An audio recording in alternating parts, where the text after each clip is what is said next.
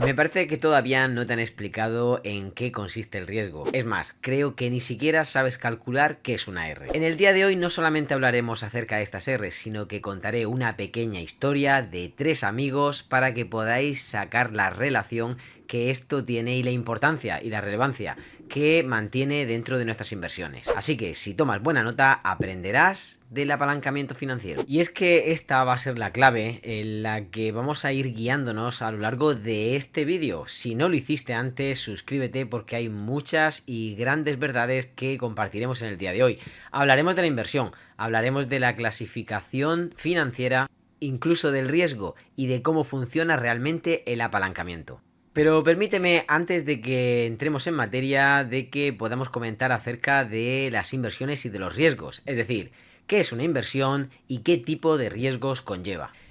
En cualquier ámbito de las finanzas, una inversión es el término económico que vamos a relacionar con nuestro ahorro. Es decir, independientemente que tengamos variaciones de incrementos o decrementos de este capital, lo que hacemos es ubicar un capital determinado para que podamos asignarle un valor. De hecho, puede ser medible y computable por nosotros a efectos de esa evaluación que va a tener en tiempo y forma, ya que vamos a ser nosotros los que vamos a ir poniéndole esas limitaciones o esas fronteras. De hecho, independientemente del destino de adquisición de esos activos o incluso del vehículo de inversión que podamos proponer para ellos, ya pueden ser con inversiones financieras, en este caso relacionados a la banca, a aseguradoras, a fondos o incluso participaciones o derechos empresariales. Lo que estaremos haciendo es tener un enfoque para poder utilizar este capital en favor de poder tener una rentabilidad, en este caso un incremento de nuestros ingresos a lo largo del tiempo. Así pues, las inversiones financieras son inversiones que se hacen en valores concretos, es decir, letras de cambio, depósitos bancarios, acciones, bonos, incluso instrumentos financieros de todo tipo. ¿Para qué? Pues para que el inversor intente ganar y tener ese incremento de ingresos que ha estado buscando gracias a sus ahorros. Por otro lado, nosotros podemos clasificarlo también de una forma más o menos física o rígida, como suele decirse, en este caso con patentes, derechos de autor, etcétera, etcétera. Incluso con otra serie de activos intangibles que podrían ser, la producción de materiales, la prestación de servicios, etcétera. En cualquier caso, hablamos de las denominadas inversiones financieras cuando estamos ayudándonos a adaptar según las exigencias, los gustos y las derivaciones de cada uno de los inversores. Y de hecho podemos dividir entre las vinculadas a su liquidez y también a su temporalidad. Los activos financieros, de hecho, tienen más liquidez en comparación con los activos reales. Y es que cuando estamos hablando de esa viabilidad de convertir el activo en efectivo rápidamente, hablamos obviamente de que la mayoría de activos financieros son fáciles de comprar o de vender en cualquiera de los mercados financieros, sobre todo si son regulados. El periodo de tenencia planificado de esos activos dentro de esos inversores podemos dividirlo entre un corto plazo, un medio plazo o incluso un largo plazo. Incluso esos horizontes temporales podrían sujetarse a algunas semanas, meses o incluso años. El periodo de tenencia que pueden tener en esos activos financieros podría ser en función de esos objetivos y la estrategia de inversión de todo tipo, al igual que el propio perfil inversor, en el que podríamos encontrar trading, inversión, adquisición vitalicia, etcétera, etcétera. Y en cuanto a perfiles, al modo de riesgo, podríamos encontrar moderado, conservador, incluso arriesgado, que sería el perfil más agresivo. Si tuviésemos que clasificar o dividir estas inversiones financieras, obviamente tendríamos que hablar de inversiones temporales, de medio, corto y obviamente largo plazo.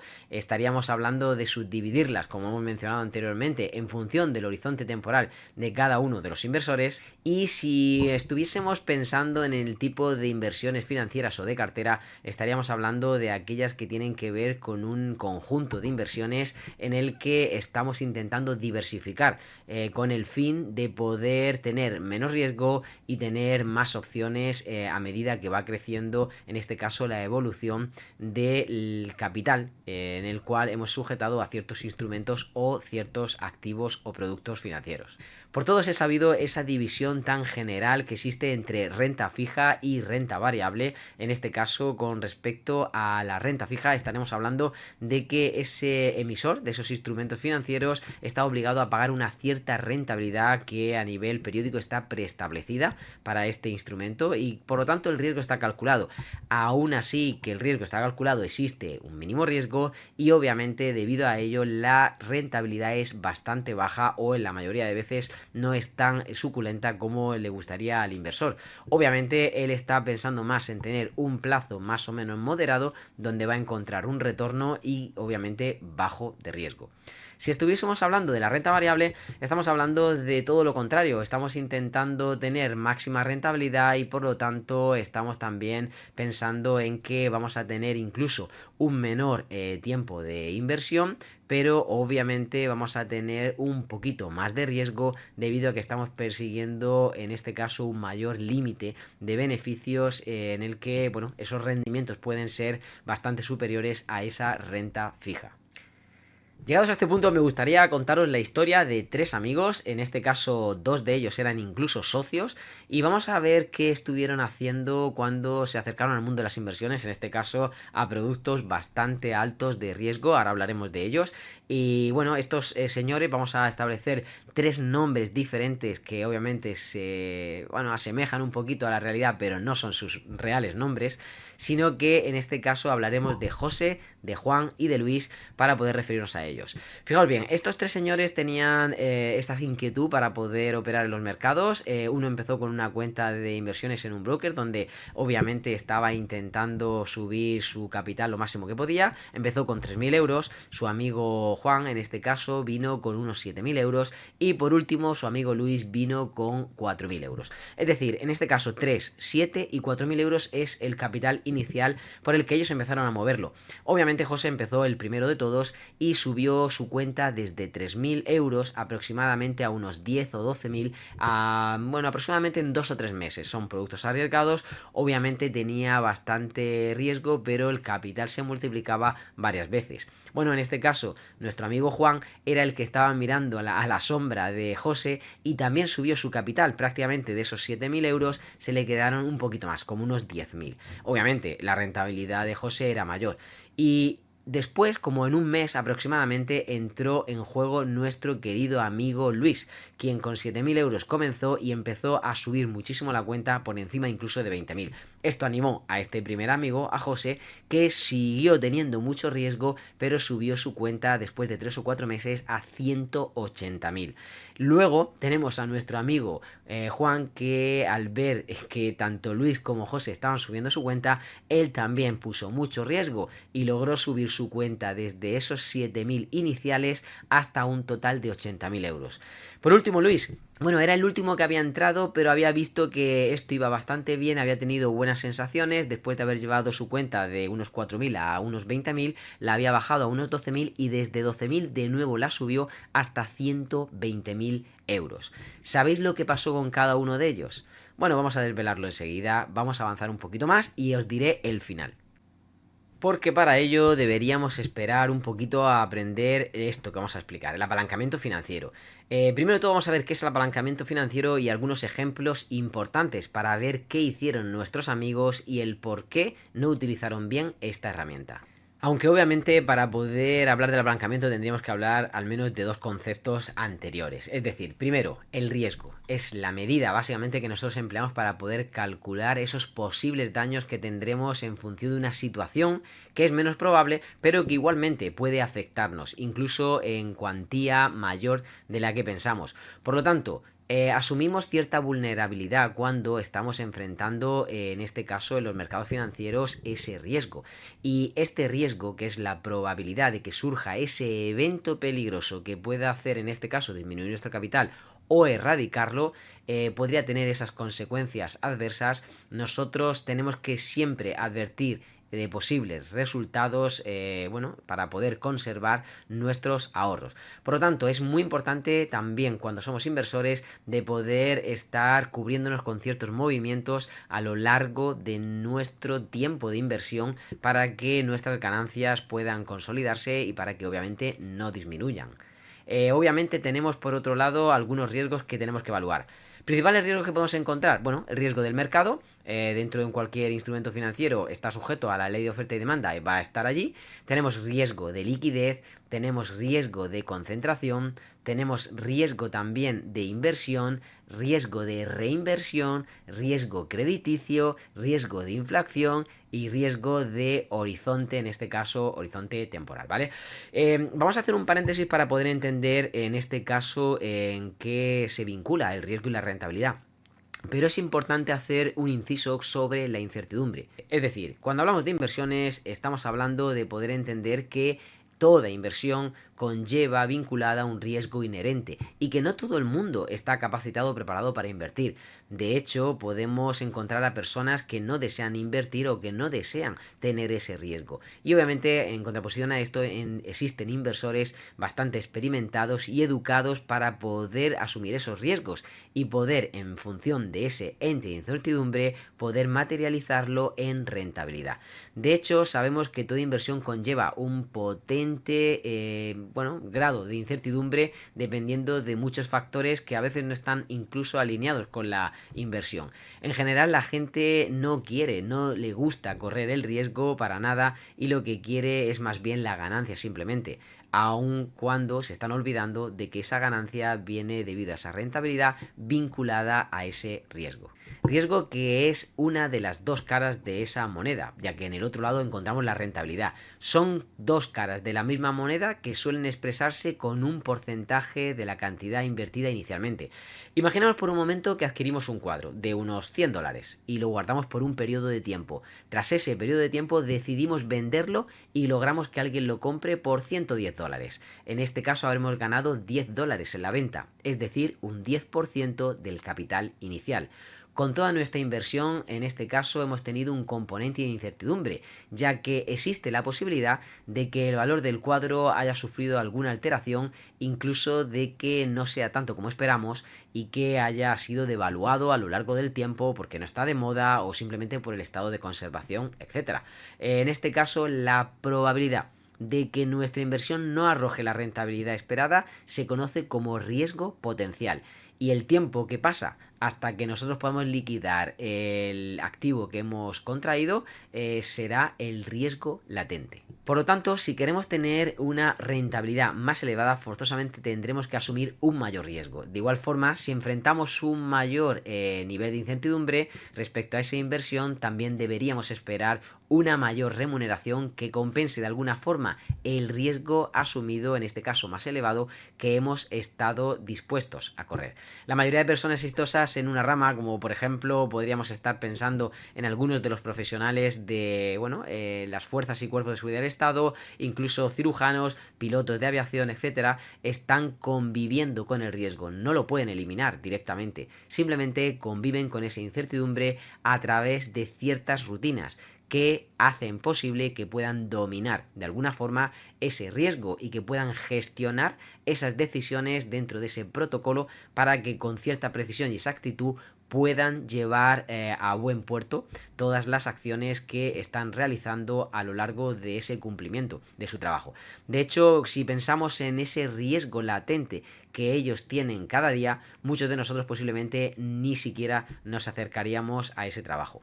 Ahora sí, hablemos del apalancamiento financiero, ya que cuando hablamos de esta maravillosa herramienta que tiene ciertas aplicaciones basadas dentro de unas normas estipuladas, en el mundo financiero estamos hablando del apalancamiento cuando establecemos una relación entre el crédito y el capital invertido. En este caso, a mayor crédito, mayor apalancamiento y menor inversión de capital propio. O lo que es igual, mayor apalancamiento, mayor poder de endeudamiento temporal para financiar nuestra operación.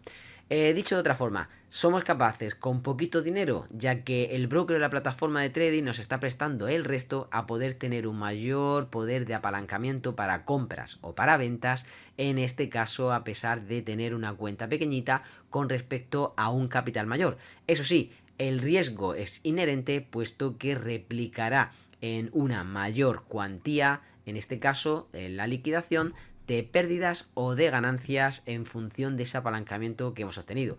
De hecho, el principal mecanismo para apalancarse es la deuda, es decir, esto nos permite que invertamos más dinero del que tenemos a cambio de unos ciertos pequeños intereses o gasto de financiación y un porcentaje del total invertido como garantía, que es lo que tenemos que dejar en ese subyacente o activo que deseamos invertir para que el resto lo ponga el broker. De esa forma, si tenemos claro cuál es nuestro apalancamiento, cuáles son esas variables y costes fijos, incluso esos costes que podrían ser variables, puesto que también vamos a dejar nuestra inversión posiblemente algunos días rulando en el mercado, en este caso estableceremos si es importante o no para nosotros ese apalancamiento y si va a ser útil dentro de esa inversión. De hecho, cuando deseamos calcular el grado de apalancamiento simplemente necesitamos medir ciertas fracciones en el que vamos a tener por un lado el valor de la inversión y por el otro los recursos propios invertidos. Es decir, un apalancamiento de 1,2 significa que nosotros por cada euro invertido estaremos teniendo 2 euros apalancados. Es decir, la deuda es también de 1 euro y si el apalancamiento es de 1,3, entonces estaremos teniendo por cada euro invertido 2 de deuda. Es decir, el capital propio se supone que es el 33% de esa inversión. ¿Esto qué va a hacer? Pues nos va a ayudar a visualizar siempre cómo podemos tener cierta participación dentro de nuestra inversión para que produzca una palanca y que además nos dé parte de esa, rentabilidad esperada gracias a ese dinero que nos han prestado. Ahora sí, recordamos nuestra historia de estos tres amigos que llevaron su cuenta desde 3.000 a 180.000, desde 7.000 a 80.000 y desde 4.000 a 120.000. Muy bien, pues ahora os voy a explicar lo que sucedió con cada uno de ellos. Nuestro primer amigo, José, con 180.000 euros, la dejó prácticamente en 19.000, casi 20.000 euros. Por lo tanto, tuvo una pérdida muy grande. Nuestro amigo Juan, lo que sucedió fue que fue desplumándola poquito a poco hasta que finalmente se quedó con unos 3 o 4.000 euros. Pues prácticamente un poco menos de lo que había invertido. Y nuestro amigo Luis, que había llevado su cuenta a 120.000, lo que fue haciendo por el camino también, parecido como Juan, desplumándola, pero más largo plazo, lo que finalmente hizo fue sacar y rescatar su dinero, aproximadamente unos 10 o 12.000 euros, porque el resto se lo había fundido. En este caso, nuestros amigos tenían muy poco claro cómo funcionaba el apalancamiento, pensaban que simplemente iba a su favor y que por lo tanto iba a darles siempre el beneficio esperado, pero no se dieron cuenta de que cuando se apalancaban con mayor riesgo también estaban peligrando sus inversiones y que por lo tanto estaban haciendo un gran flotante negativo que al final les pasaría factura. Hablemos ahora en este caso acerca de esa relación que tenemos entre la inversión y el riesgo, es decir, cómo podemos nosotros enfocarnos dentro de unas ganancias y pérdidas y poder establecer una relación que sea sana. Básicamente existe una relación sana cuando somos capaces de poder entender el apalancamiento como una herramienta y no directamente como la panacea, sino que somos capaces de poder seleccionar nuestras operaciones vinculadas a un capital determinado en función del riesgo y de ese apalancamiento medido que hemos utilizado con una intención obviamente de seguir adelante con nuestra inversión para poder sacarle mayor rendimiento, pero siendo muy conscientes de que tenemos que tener un punto límite donde debemos de cortar para que no se convierta en este caso en una gran montaña que nos va a pasar como si fuese una avalancha. De hecho, voy a calcular para que podáis entender el efecto de las ganancias en un, breve explicación que vamos a hacer en el gráfico enseguida, pero antes quiero que entendáis algo. Intentaremos explicar acerca de esta relación entre el apalancamiento como una de las herramientas para poder puntualizar esta relación que existe con respecto al riesgo y también con respecto a nuestras operaciones, ya ya que esta herramienta nos va a ayudar para que nuestro capital pueda multiplicarse varias veces sin tener que sufrir el riesgo continuo de que podamos tener todo el capital en funcionamiento, sino tan solo una pequeña parte. De hecho, si podemos afirmar de forma independiente que el apalancamiento va a utilizarse o va a replicar sobre esa misma dirección, lo que nos va a hacer es potenciar esa operación teniendo una menor participación de nuestro propio capital. Al final lo que necesitamos es ese espejo que refleja la realidad de ese efecto de ganancias. Imaginemos por un momento que podemos sostener un préstamo del banco. En este caso 90.000 euros hemos pedido al banco, 10.000 lo hemos puesto nosotros y somos capaces de con esos 100.000 tomar 100.000 acciones a 1 euro por acción, es decir, 100.000 euros en acciones. Pasado un tiempo vemos como la empresa se sitúa en 1,5 euros por acción, por lo tanto ahora esos 100.000 euros pasan a ser 150.000, puesto que ahora las acciones valen 1,5 euros en vez de 1 euro. Por lo tanto, con esos 150.000 euros vamos para pagar nuestros 90.000 euros del crédito que pedimos, más esos 10.000 en concepto de intereses. Por lo tanto, nuestra operación se quedaría totalmente pagada con esos 50.000 euros de diferencia, que es básicamente, si no contamos nuestros 10.000 iniciales, 40.000 euros de beneficio. Es decir, una rentabilidad del 40% gracias a ese apalancamiento. Apalancamiento que nos permite, gracias a esas leyes fundamentales de las matemáticas, ver modelos en los que la curva de capital obviamente va creciendo en función de ese apalancamiento. Un menor apalancamiento pues simplemente provocaría menores movimientos y un mayor apalancamiento, mayores movimientos. De igual forma, el riesgo que continuadamente queramos estar provocando gracias a ese apalancamiento va a repercutir de forma negativa en algunos modelos e incluso va a poder determinar si es posible un crecimiento más o menos lineal en función de si somos disciplinados con ese apalancamiento. Mirar esta tabla para que podáis simplemente establecer esa ecuación rentabilidad-riesgo en la que vemos cómo la relación en la cual el precio hemos tenido un 50-50 de acierto, nos empieza a dar el equilibrio y de ahí en adelante todo es positivo. Aun cuando hayamos tenido mayor número de fallos, como ocurre en la columna de la derecha en la parte de abajo, vamos a establecer mayor número de aciertos y también menor número de fallos para poder avanzar con mayor rentabilidad, como digo, en la parte de abajo a la derecha, estableciendo como relación de riesgo-beneficio. No obstante, si acudimos al gráfico podremos ver un poquito mejor acerca de lo que estamos contando, es decir, estamos hablando de cómo establecer esa relación en función de nuestra entrada, cómo está surgiendo aquí desde este punto. Bueno, esta fue una de nuestras primeras entradas con el mismo lotaje, es decir, el mismo apalancamiento, por así decirlo, que hemos seleccionado dentro de cada una de esas operaciones, en la que esta es la entrada, este es en este caso el primer avance que ha tenido, en función de esto es la medida siguiente, el número 2, el número 3, lo vemos por aquí, y el precio pues prácticamente llegó al número 4, es decir, si hubiésemos establecido nuestra entrada aquí y esto es prácticamente nuestro stop loss, lo que estamos sacando aquí en medio es nuestra R negativa, es decir, nuestro ratio que vamos a establecer en este caso con un criterio de X por ciento de la cuenta o simplemente un capital concreto que hemos seleccionado.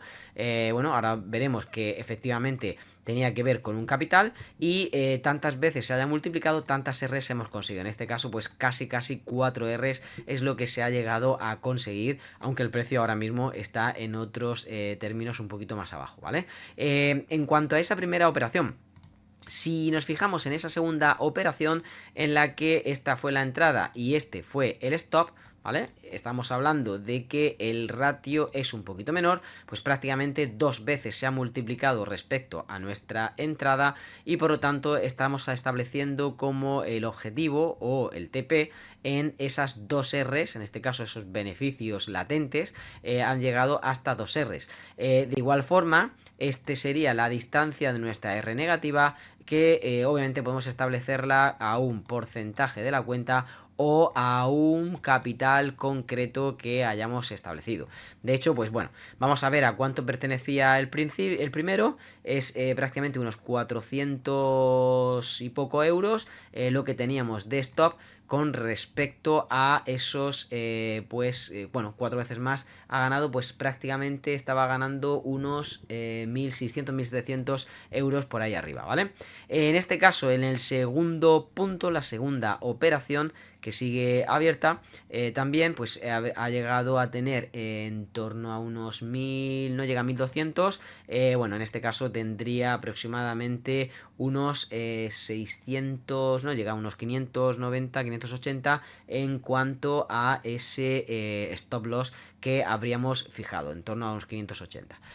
Como veis, no es tan difícil el hecho de poder establecer esa relación, ecuación rentabilidad-riesgo, en la que estamos viendo esos Rs, esos ratios. Espero que hayáis podido ver cómo efectivamente podemos seleccionar en función de ese riesgo con un lote, ya que si hubiésemos seleccionado 10 veces menos o 100 veces menos, un mini lote o un micro lote, pues obviamente también tendríamos 10 veces o 100 veces menos de stop o de TP objetivo. En este caso, espero que hayáis aprendido mucho acerca de estas relaciones entre el riesgo, el valor que estamos asignándole, el apalancamiento que estamos seleccionando, y que obviamente os suscribáis para que podamos tener más información preparada para vosotros en breve, y de esta forma también estemos cumpliendo con nuestra meta de poder enseñaros a todos. Nos vemos dentro.